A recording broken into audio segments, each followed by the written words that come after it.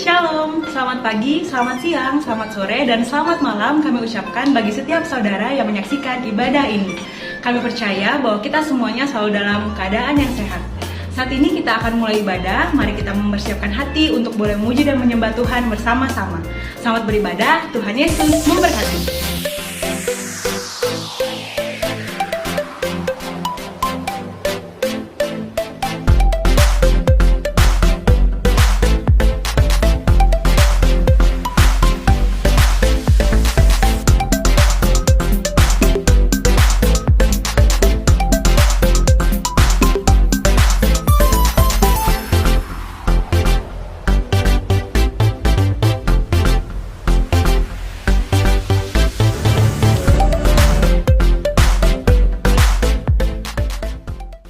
Shalom teman-teman KCC yang dikasihi Tuhan.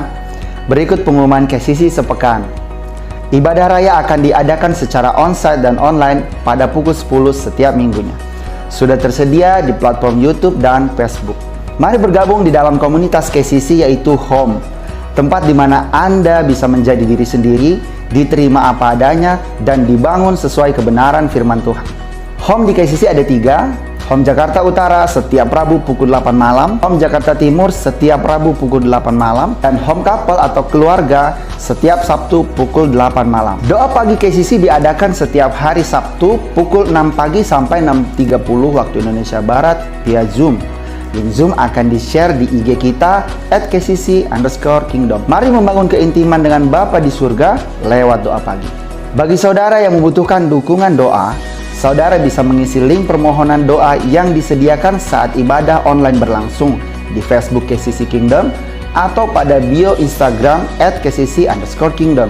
Bagi saudara yang rindu bertumbuh dalam kebenaran firman Tuhan, saudara bisa mengakses K-Potion, renungan singkat 1 menit yang di-share setiap hari melalui Instagram KCC yang akan mengubah cara saudara berpikir. Bulan ini kita akan mengadakan persembahan penyediaan alat musik dan multimedia. Bagi saudara yang mau ikut berpartisipasi dan memberi dalam bentuk cash, sudah disediakan kantong khusus. Dan untuk yang melakukan transaksi dalam bentuk cashless, transfer atau scan QR, saudara bisa memberikan kode angka 2 di akhir nominal. Oh ya, setiap minggu, semua jemaat wajib membawa tumbler sebagai bentuk partisipasi kita dalam mengurangi sampah plastik. Air isi ulang sudah disediakan oleh gereja. Untuk informasi pelayanan KCC, silakan follow IG KCC @kcc_kingdom, Facebook KCC Kingdom, email kingdom.kcc@gmail.com, atau bisa mengirimkan pesan melalui WhatsApp di nomor yang tertera. Mari siapkan hati untuk mengikuti ibadah. Dimohon selama berada di dalam ruangan, jemaat taat melakukan protokol kesehatan 3M, memakai masker, mencuci tangan, dan menjaga jarak. Stay safe and healthy. Tuhan Yesus memberkati.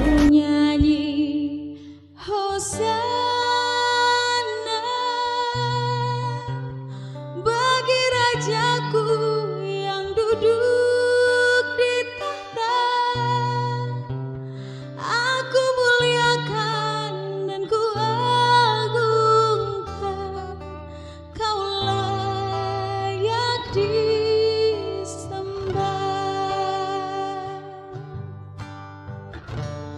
ku nyanyi Hosana bagi Rajaku yang duduk di tahta. Aku muliakan dan ku agungkan, kau layak disembah.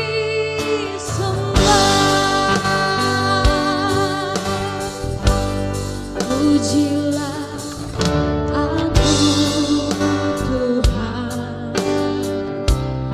cobalah aku Tuhan, selidiki batinku dan hatiku, mataku tertuju padamu. Aku cinta padamu, aku cinta padamu Tuhan, aku rindu hadiratmu Tuhan,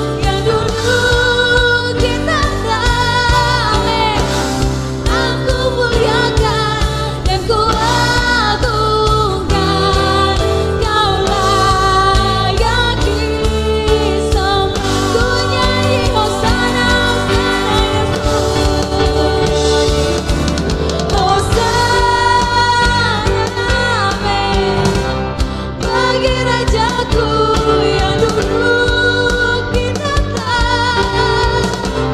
Aku muliakan dan ku agungkan, Kaulah yang disembah. Kau layak disembah. Kau layak Tuhan, Kau layak disembah.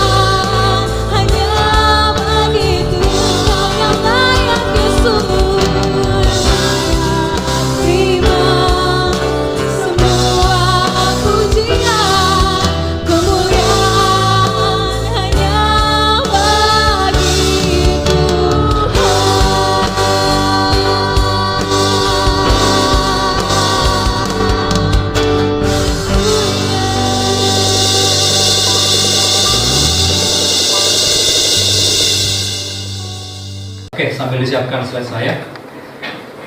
Jujur ya, saya sebenarnya kenapa perlu belajar yang namanya komitmen. Saya juga termasuk orang yang tidak mudah menjalankan apa yang saya sudah putuskan. Kadang-kadang kalau boleh jujur, di awal tahun kita punya resolusi, betul nggak ya? Ada nggak yang tahun ini 2021 punya resolusi? Ada nggak yang di awal tahun kemarin punya?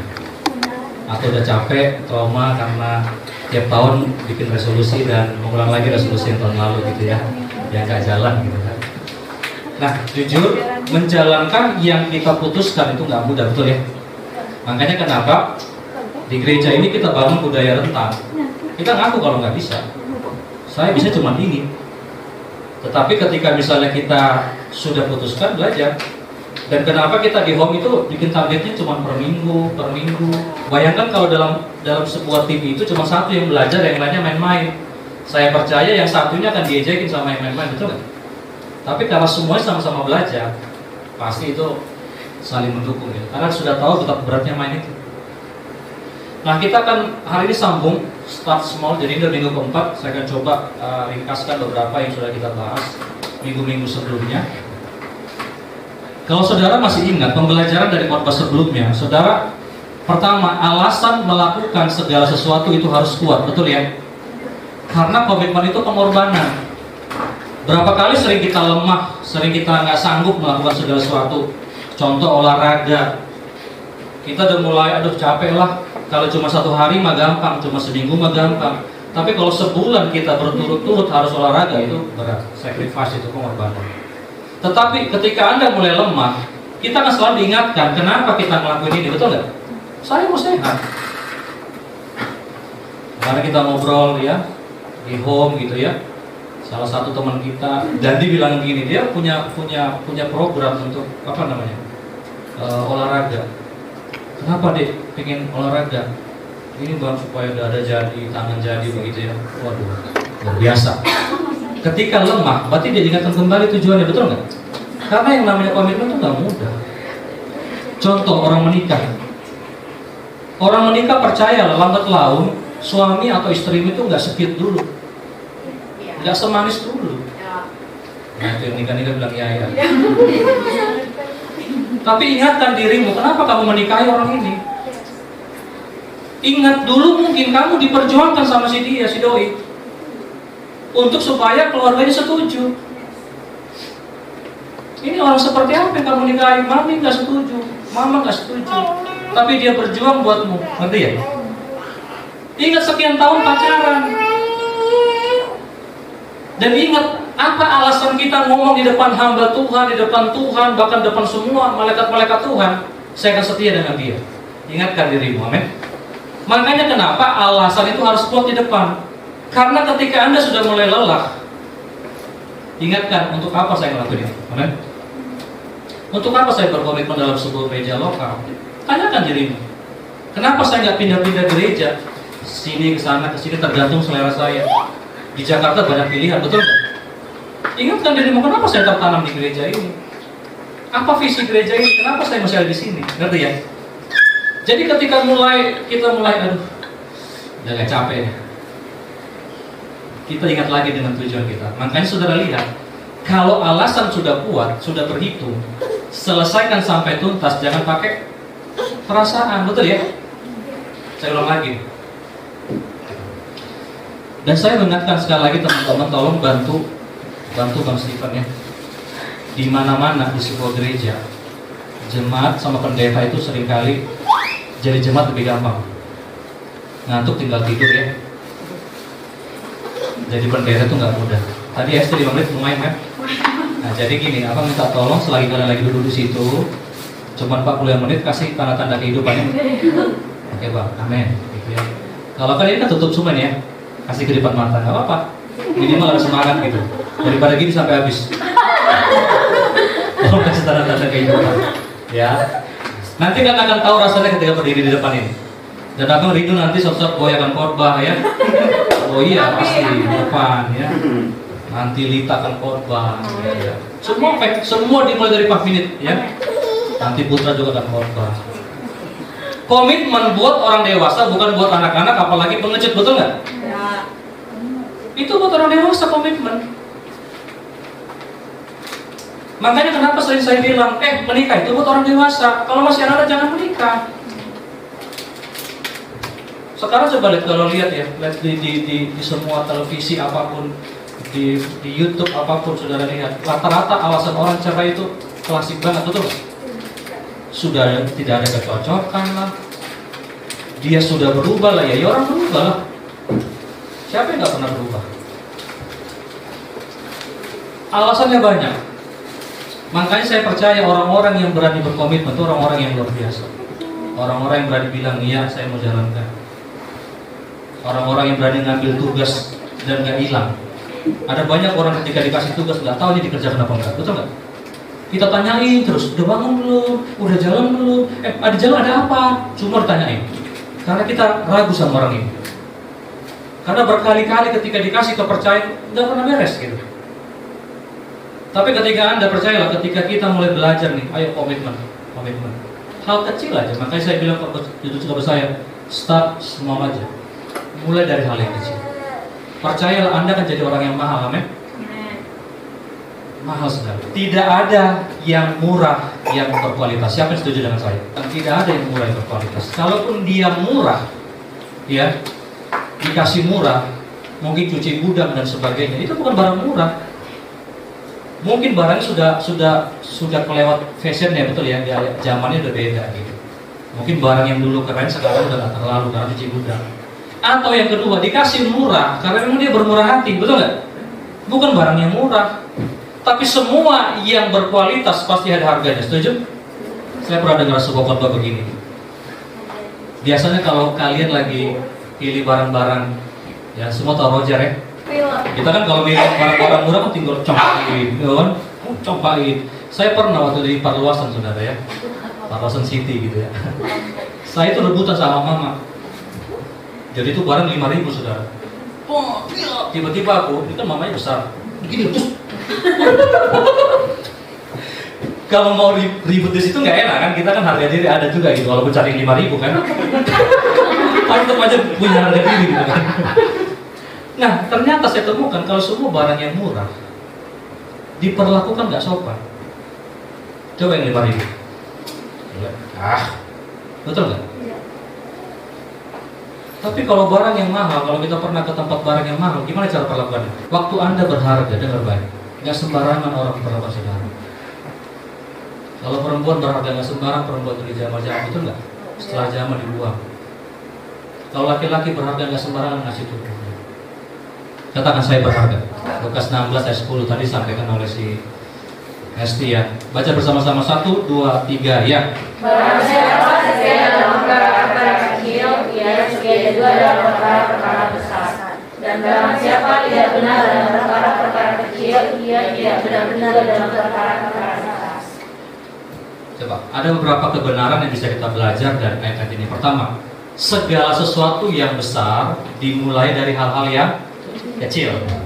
Name it. Coba lihat, perhatikan.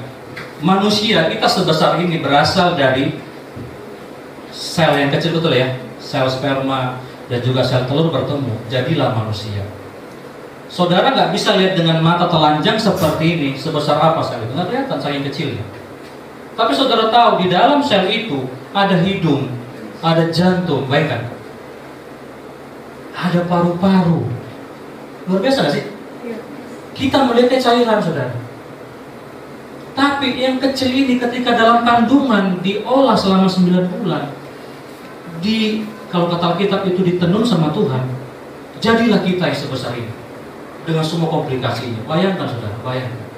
Hidung kita di situ, mata kita di situ, rambut kita di situ, dari cuma sel kecil.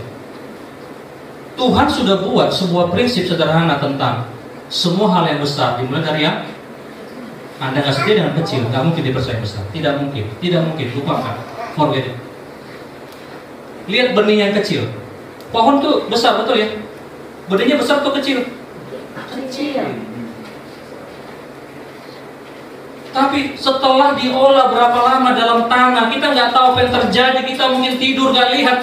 Tiba-tiba pohon itu 3 tahun kemudian bertumbuh jadi pohon yang besar, mulai berbuah. Ada yang 4 tahun, ada yang 5 tahun, ada yang bertahun-tahun. Tapi semua start small, betul ya? Kecil. Tapi bayangkan saudara, kalau kita nih, saya ini berapa tahun terakhir sudah mulai berpikir, ayolah jangan pikir yang besar-besar, please. Pernah nggak kalian merasa tiba-tiba merenung satu hari, mimpiku terlalu besar kayaknya, nyampe nggak ya? Pernah berpikir nggak? Kalau nggak dimulai itu dari sekarang, makanya kenapa saya suka dengan tag mulai aja dulu, itu nggak akan pernah nyampe ke sana. Makanya saudara, ayo kita, saya pernah dapat ini dengan ini. Benih itu kecil katanya. Ya, ini kalau nggak salah Pastor Jeffrey pernah bilang ini. Benih itu kecil. Ada banyak orang ketika dapat benih itu karena nggak berharga dibuang. Padahal dalam benih itu ada apa saudara? Ada pohon di situ, betul nggak? Coba ada nggak benih yang mahal? Mahal mana, benih atau buahnya? Buahnya. Saudara bisa dikasih benih sekian banyak benih rambutan itu nggak terlalu mahal. Yang mana benih rambutan? Nanti aja kalau ada orang makan rambutan, ambil aja tuh biji-bijinya, itu benih. Saudara, biar aku beli 10.000 nggak ada, udah ambil aja, betul nggak? Tapi saking murahnya orang biarin aja. Tahu nggak di dalam kita ada potensi besar? Berapa banyak yang tahu? Kita nggak tahu Hesti mungkin seorang bukan hanya penyanyi mungkin, bisa jadi dia cuma seorang pembicara luar biasa. Makanya saya kasih kesempatan dia mencoba. Beli mungkin bukan seorang yang biasa-biasa, dia pengusaha besar mungkin di dalam potensinya. Di dalam dia tuh ada sebuah rencana yang luar biasa. Masalahnya kalau nggak dikerjakan dari sekarang deh, nggak jadi apa-apa. Kita nggak tahu mau jadi apa berapa tahun kemudian. Saya percaya ada something yang big dalam diri. Amin. Masalahnya banyak orang ketika bertemu benih dibiarin aja, nggak pernah ditanam. Makanya saya suka menggambarkan kita semua di sini, gereja KCC ini ibarat tanah, saudara. Di mana kita diproses di sini, amin. Diajarin di sini, sama-sama bertumbuh. Saya senang banget menggembalakan orang-orang yang suka belajar. Belajar itu bukan baca-baca, bukan matematika, bukan. Arti belajar begini, setiap kali saudara mengalami kesalahan, setiap kali saudara menemukan kekurangan, ada orang lain salah, belajar, amin. Ada sesuatu yang baru, apalagi masih muda, jangan malas-malasan, amin ya. Ini berlaku juga sama hal yang negatif. Kemarahan itu kecil awalnya, dibiarin, jadi susah. Ketika masih pacaran, dia berani nampar. Saya mau kasih tahu, kalau dia masih pacaran berani nampar, nanti kalian menikah ditendang sama dia. Masalahnya ketika kecil, masih kecil, dibiarin. Rasa malas itu kecil, dibiarin malas, lama-lama besar, Anda nggak bisa ngapa-ngapain. Mimpi sudah termimpi, amin. Saya sering ngomong berbicara sama beberapa orang tempat ini, bang aku punya visi ini. Saya juga punya visi buat KCC. Saya nggak mau ini cuma kecil, tapi semua start small, amin. Tapi dengar, ini prinsip saya, jangan abaikan yang kecil. Saya nggak mau di sini nggak bagus, saya nggak mau di situ nggak bagus, saya mau semua di sini bagus. Amin. Karena kalau tidak setia dengan yang kecil, tidak akan dipercaya yang besar. Yang setuju katakan amin. Amin. Perhatikan kata rutin. Ya, nggak usah jadi gini. Bulan ini kita nggak usah macam-macam, slow-slow aja. Perhatikan rutinitasnya. Saya pernah dengar ini. Orang yang berhasil terlihat dari bagaimana dia memperlakukan agenda hariannya, semua rutinitasnya. Ada beberapa ayat. Ya, mungkin dalam ayat dulu yang kita ini. Paul Sylvia. Siapa ini? Saya nggak tahu siapa ini. Paul Sylvia pakar emosi minat. Jadi dia meneliti dari semua. Jadi ditelitilah pakar-pakar, semua orang-orang yang ahli, perenang-perenang, semua yang semua olahragawan, semua yang musisi, yang nomor 1 di dunia. Ternyata dia teliti begini, saat bayi baru lahir tidak tahu apa-apa.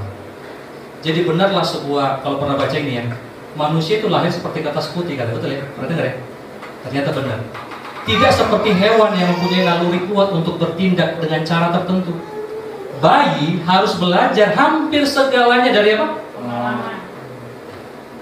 Bila bayi tidak mempunyai dorongan yang kuat untuk belajar hal baru, mereka tidak akan belajar banyak, dan ini akan memperkecil kemungkinannya untuk bertahan. Jadi bayi kalau nggak dididik nggak bisa apa-apa dia. Makanya semua start from small, amin. Manusia itu nggak ada langsung pintar, nggak ada. Bahkan ketika saya baca-baca, saya lihat semua, bahkan orang-orang yang hari ini kita lihat expert banget, mereka semua mulai dari 1 menitnya. Semua dimulai dari yang kecil. Jadi dengar ya, kalau ada yang percaya ada orang yang terlahir karena pintar, karena bakat, tidak. Semua itu karena latihan. Memang bakat itu ada, tetapi bakat saja nggak cukup. Katakan 1, 2, 3, bakat saja nggak cukup. Perlu latihan. Nah, lihat 1 Samuel 17 ayat 34. Tetapi Daud berkata kepada Saul, hambamu ini biasa menggembalakan kambing domba ayahnya. Katakan biasa. Apabila datang singa atau beruang yang menerkam seekor domba dari kawanannya, bla bla bla seterusnya. Para baca ya. Kata biasa itu artinya rutin. Siapa Daud? Raja Israel. Sebelum dia menggembalakan Israel, negara yang besar, dia start dari 2-3 ekor. Ingat, biasa. Keluaran 3:1. Adapun Musa, ia biasa menggembalakan. Kata biasa lagi, gitu kan? Mertuanya imam di Midian sekali ketika ia menggiring kambing domba itu ke seberang padang gurun, sampailah ia gunung Allah itu orang dan seterusnya. Saudara sudah tahu siapa Musa? Berapa yang dipimpinnya? Kurang lebih 3 juta. Dan Alkitab mencatat 3 juta orang ini, mereka adalah tegar tengkuk. Dalam bahasa aslinya jogal, dukung. Jogal Daud. 3 juta. Ternyata itu si Musa gembalakan kambing domba itu bukan sebentar, bertahun-tahun. Jadi dia biasa setia dengan kambing domba mertuanya, bukan kambing dombanya. Alkitab berkata kalau kamu nggak setia dengan harta orang lain, tidak ada yang mempercayakan hartamu sendiri kepadamu. Betul? Setia, makanya dipercayakan mimpin bangsa, bos. Kejadian 37 ayat 2. Inilah riwayat keturunan Yakub. Yusuf tatkala berumur 17 tahun, jadi masih apa? Muda. Kayak saya masih muda gitu. Biasa menggembalakan. Katakan biasa. Biasa. Kambing. Biasa kambing lagi. Saudara lihat ketika dia biasa gembalakan kambing dan dia setia dengan kambing domba orang tuanya. Lihat siapa Yusuf? Mimpin Mesir waktu itu. Dia Perdana Menteri. Jadi nggak ada yang langsung besar, saudara-saudara, nggak ada. Cuma sering kadang saya merenung. Saya mengambil kesimpulan, ternyata tidak semua orang pengen berhasil. Betul nggak? Setuju nggak? Setuju. Nggak semua orang pengen maksimal dalam hidupnya. Makanya saya percaya ini. Orang mau berhasil atau tidak terlihat dari awalnya semua. Orang yang mau berhasil itu ada ciri-cirinya. Tapi orang gagal juga ada ciri-cirinya. Betul ya? Kalau kemauannya kuat, mau belajar, mau berubah, mau pengen sesuatu yang baru, bisa dipercaya, itu pasti berhasil. Tinggal tunggu waktu aja. Jadi kalau kalian mencari jodoh, jangan cari yang ada jabatannya aja, jangan. Saya pernah ada orang yang ngomong sama saya, bang, dia kerjanya begini bang, kurang jelas jadi ngajar. Saya tanya, dia rajin nggak? Rajin. Kalau dia rajin, dia punya potensi berhasil. Amin ya? Amin. Mungkin sekarang dia belum punya apa-apa, tapi tinggal tunggu waktu ketika dia terlihat dari bagaimana cara dia bekerja, bagaimana dia bertanggung jawab. Tinggal tunggu waktu aja itu. Karena orang bisa miskin atau kaya itu bisa diprediksi jauh-jauh hari. Betul ya?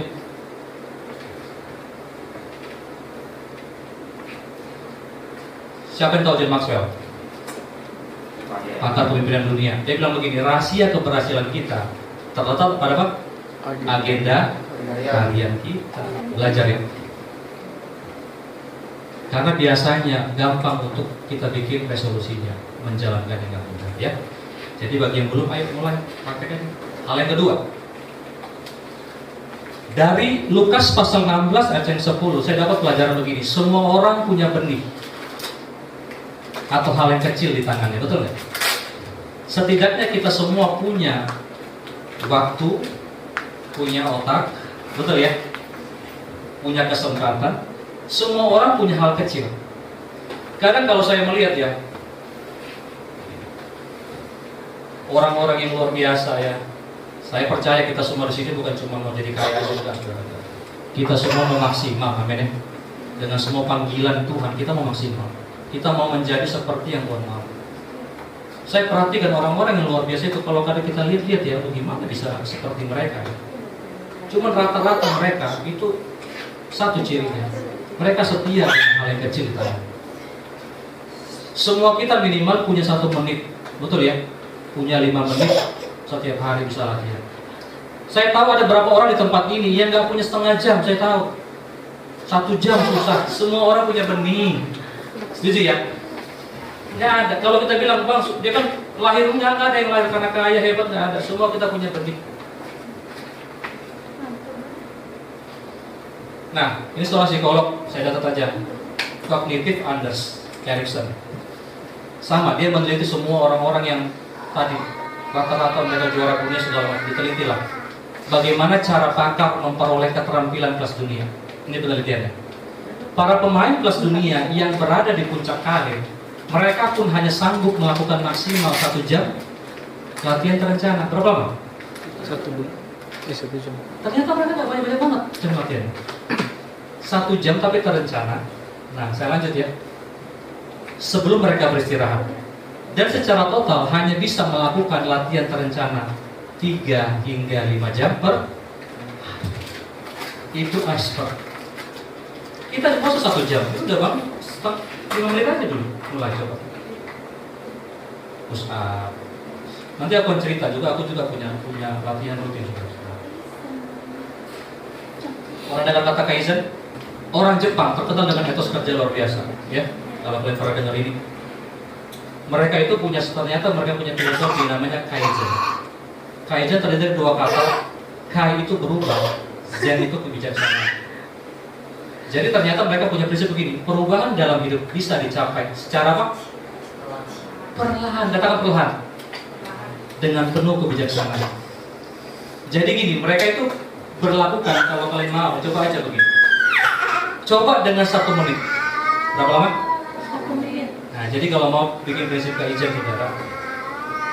Kenapa saya kutip ini? Bukan saya bilang di Alkitab ini ayat banyak banget tentang kata-kata ini. Ini mereka saya kutip cuma karena sesuai dengan kebenaran, betul ya? Setia perkara kecil. Coba lakukan sebuah kebiasaan 1 menit, tapi di waktu yang sama setiap hari. Ini cara berlatih. Setelah bisa, naikin 5 menit. Jadi arti prinsip Kaizen ini, saudara, mereka tuh ada perbaikan terus-menerus, perlahan-lahan. Kalau sudah bagus, bikin bagus lagi. Tapi dimulai dari yang paling kecil. Push up susah, tapi kalau kita mulai 1 menit pasti gampang. Baca Alkitab, ada banyak mungkin yang belum latihan. Puji Tuhan, saya kemarin termasuk mengumumkan juga di KCC Bible ya.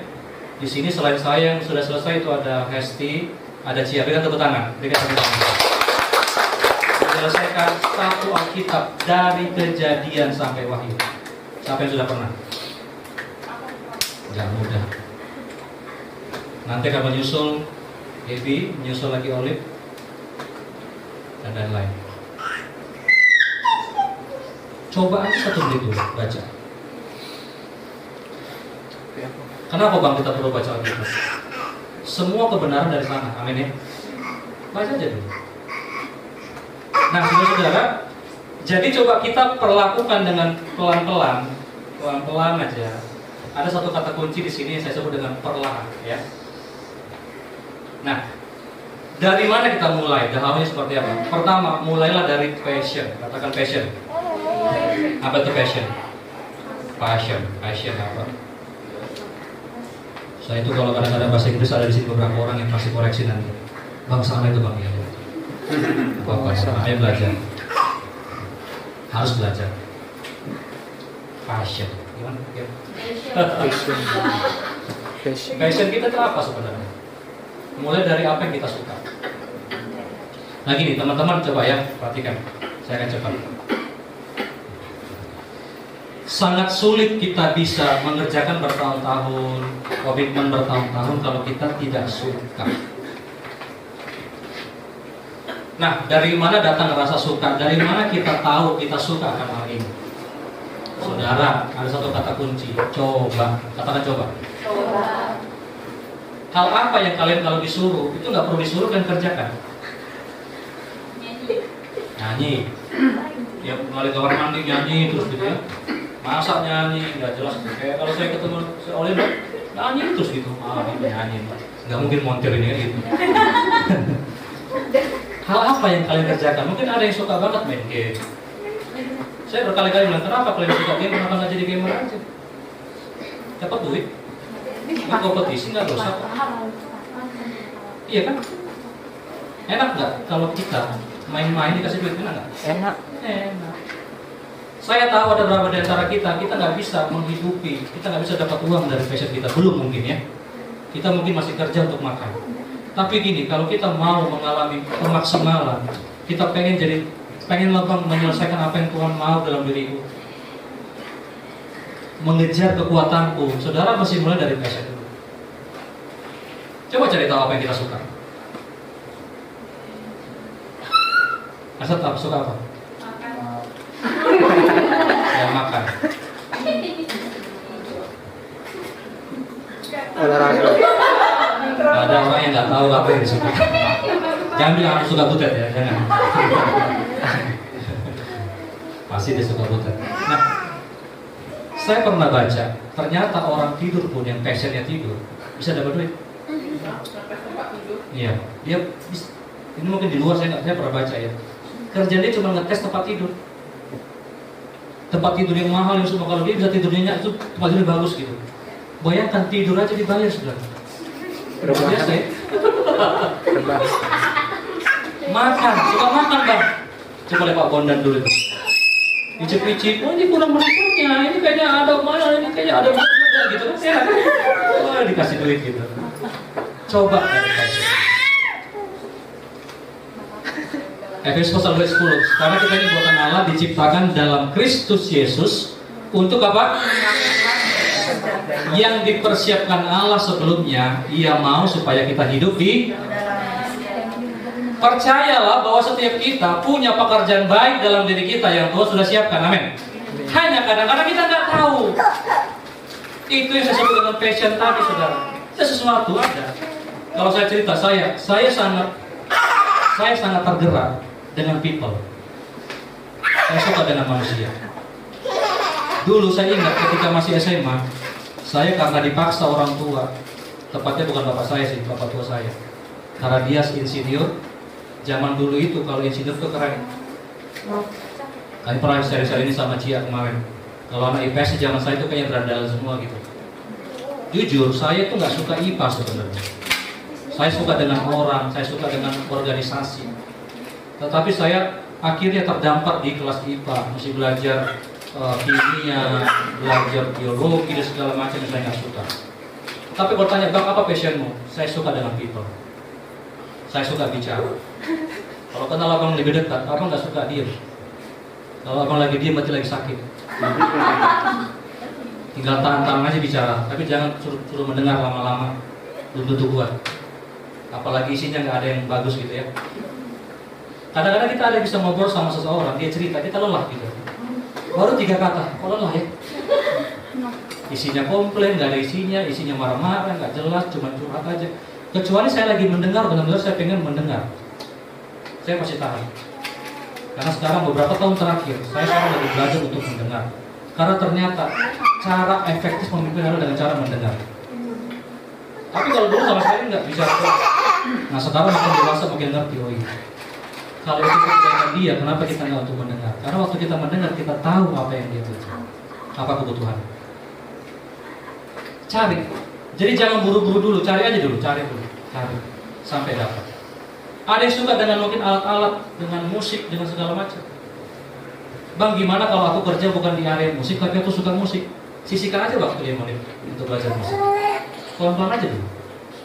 Saya pernah sharing sama Elsa, dia senang banget dengan namanya ciptain lagu. Dia suka mimpinya bikin studio, ya betul ya. Oh pengen banget rekam ini, lagu sudah banyak.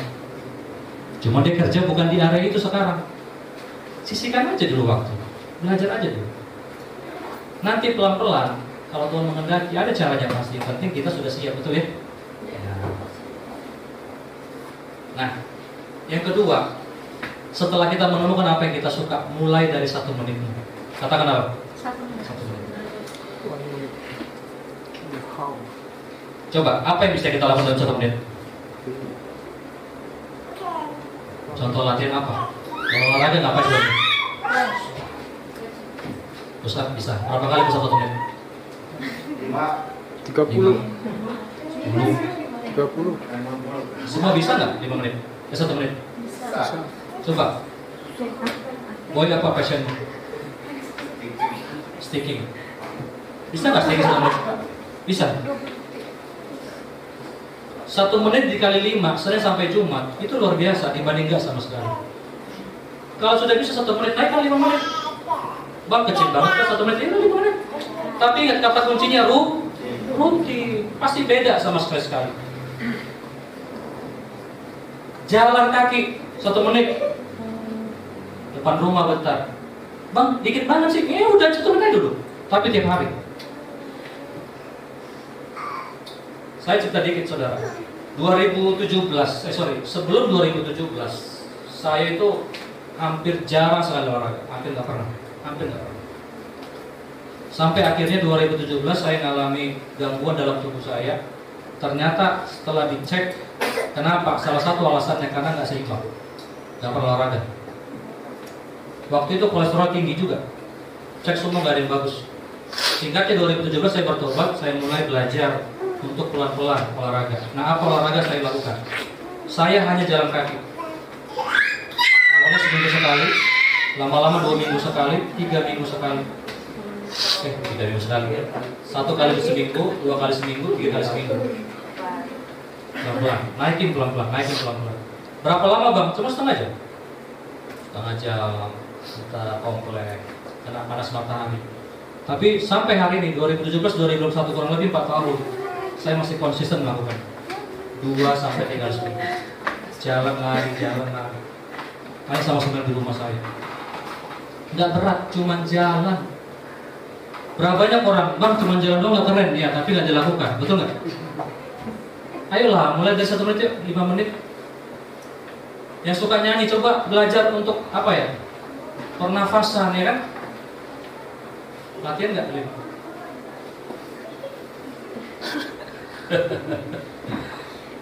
Apalagi suara udah bagus nih, tinggal di dalam betul ya.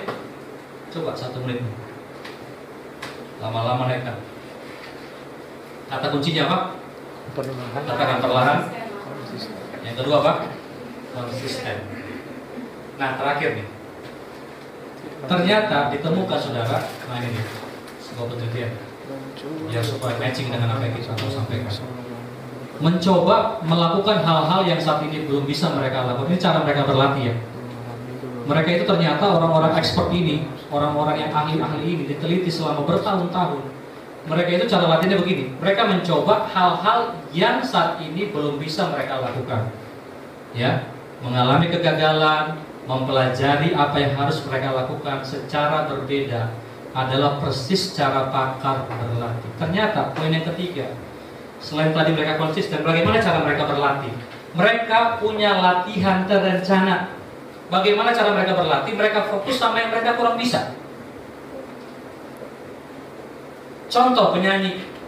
Kalau saya nyanyi sudah bagus, udah pitch-nya udah keren nih. Tetapi ketika mencapai suara tinggi, nyangkut. Mereka latih suara tingginya. Ngerti ya?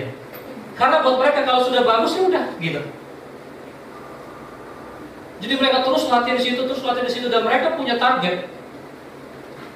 Nah, waktu saya baca, saudara ini saya mau share sama saudara, ternyata ya penulis saya cerita, dia sudah tertib berlari dari mulai umur 16 tahun sampai kurang lebih 15 tahun dia tertib lari terus selama 15 tahun. Ternyata dia nggak pernah mengalami peningkatan signifikan, bahkan jauh dari target seorang pelari olimpiade. Ternyata diteliti, dia lari cuma tujuannya supaya sehat doang, nggak pernah diukur, ya, nggak pernah dilatih tertentu, cuma sekedar aja. Nah, jadi kalau saudara mau mengalami hari ini, coba belajar yang namanya konsisten. Belajarlah coba terencana. Cari tahu di area mana dari area kekuatanmu yang masih lemah di situ. Contoh staking. Staking udah bisa, tapi tangan kirinya ini masih lemah nih. Fokus tangan kiri. Ngerti ya? Ulang lagi sampai bisa. Tidak fokus pada apa yang sudah baik, tapi fokus kepada yang kurang. Nah, kurang baik. Kayak saya misalnya, saya terus lagi belajar terus mengembangkan bagaimana cara berbicara yang baik, bagaimana cara presentasi dengan baik. Saya cek apa yang kurang, latih lagi, ulang lagi sampai bisa. Amin. Jadi ada 3 poin tadi apa aja? Pertama apa? Cari passion kita. Berapa banyak yang tahu passionnya? Apa yang dia suka? Coba katakan. Oke, yang nggak tahu coba cari tahu. Kamu suka apa sih? Cari tahu. Bang, aku belum tahu. Coba sebanyak mungkin, ya. Jangan buru-buru. Oke. Yang kedua apa? Mulai dari 1 menit. Jangan perlahan-lahan aja, asal konsisten. Tiap hari. Kami di rumah punya kebiasaan, lagi atur kebiasaan baru, tantangan. Saya buat challenge di rumah. Saya pribadi belajar untuk push up 30 kali saja per hari, Senin sampai Jumat. Yang kedua, belajar latihan keyboard, Senin sampai Jumat, sebentar aja. Yang ketiga, baca buku. Kalau nggak baca, pokoknya dengar yang baru. Nah, kalau kami misalnya tiba-tiba melalaikan, di situ ada kami bikin kayak kotak begitu, 5.000 aja. Contoh berapa kali kejadian gitu. 2 sudah, tinggal push up-nya jam 11 malam, nggak kuat lagi, masuk. Latihan, hanya dan dinter. Kita latihan. Mulai dari 1 menitmu, dari 5 menitmu, 10 menitmu. Jangan sekedar janji, amin. Nanti gini, percayalah setiap kali kita konsisten dalam satu hal, saya perhatikan, ketika yang dicari bukan soal larinya, betul nggak? Tapi yang dicari adalah karakternya. Saya percaya kalau kau konsisten dengan apa yang kau katakan, karakter baru mulai muncul, betul nggak? Engkau akan menjadi orang yang konsisten di dalam banyak area, amin. Karena belajar. Nah, jadi yang mau, ayo, yang mau jadi bernilai bang, ayo mulai 1 menit. Dan yang ketiga, belajarlah terencana. Cari tahu yang mana yang mau saya latih, ngerti ya? Yang mana yang masih kurang, latih. Nah, yang mau komitmen, yang mau sungguh-sungguh belajar, mulai ambil keputusan. Nah, sebagai penutup, dalam waktu dekat, bulan 6 tanggal 20 kita akan buka kelas COL, Community of Leader. Nah, di situ akan dikupas tuntas apa yang menjadi strength kita, ya. Jadi saya dorong saudara kalau mau, ayo ambil, daftarkan nanti sama Albert, ya, supaya kita sama-sama belajar. Mari kita berdoa. Kami bersyukur Tuhan, terima kasih hari ini kami mendengar firman-Mu dan kami percaya Tuhan ada something yang baru yang Tuhan tanamkan dalam diri kami. Jadikan kami pribadi-pribadi yang menghormati, yang menghargai setiap benih yang Tuhan berikan. Hamba-Mu sangat terbatas Tuhan, tapi biarlah Roh Kudus bekerja menerjemahkan apapun yang ada yang ditabur. Jadikan kami orang-orang yang bisa dipercaya, jadikan kami orang-orang yang berkomitmen. Kami bersyukur Tuhan, terima kasih dalam nama Yesus. Amin.